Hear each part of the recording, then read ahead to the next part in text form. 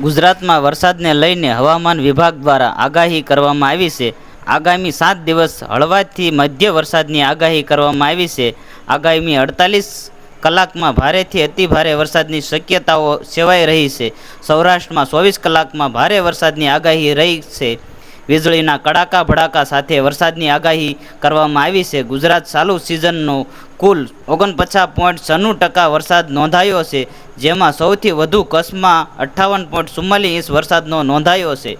ઉત્તર ગુજરાતમાં 45.92%, મધ્ય પૂર્વમાં 48.3%, સૌરાષ્ટ્રમાં 49.19%, ગુજરાતમાં 53.63% વરસાદ નોંધાયો છે, જેમાંથી સૌથી વધુ કચ્છમાં અને સૌથી ઓછો વરસાદ ઉત્તર ગુજરાતના નોંધાયેલ છે.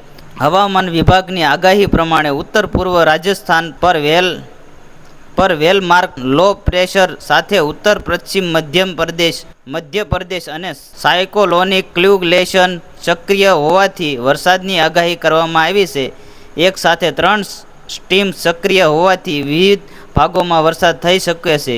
રાજ્યના જળાશયોની વાત કરીએ તો 208 ડેમમાં 55.64% પાણીનો જથ્થો છે.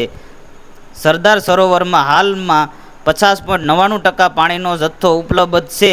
ઝોન વાઇઝ સ્થિતિની વાત કરીએ તો ઉત્તર ગુજરાતના 15 ડેમમાં 48.78, મધ્ય ગુજરાતમાં 17 ડેમમાં 63.5, દક્ષિણ ગુજરાતમાં 13 ડેમ 57.98, કચ્છના 20 ડેમમાં 55.91, સૌરાષ્ટ્રના 141 ડેમમાં 63.22% પાણીનો જથ્થો છે.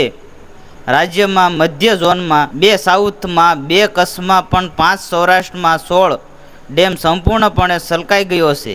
રાજ્યમાં થયેલા વરસાદના કારણે 208 ડેમમાંથી 41 ડેમોમાં 90%થી વધુ પાણી હોવાથી હાઈ એલર્ટ પર મુકાયો છે. 22 ડેમમાં 80%થી વધુ પાણી હોવાથી એલર્ટ પર રખાયો છે, જ્યારે 17 ડેમમાં 70%થી વધુ પણ હોવાથી વોર્નિંગ પર રાખવામાં આવ્યા છે, જ્યારે 126 ડેમમાં 70% કરતાં ઓછું પાણી હોવાથી કોઈ ચેતવણી જાહેર કરવાઈ નથી.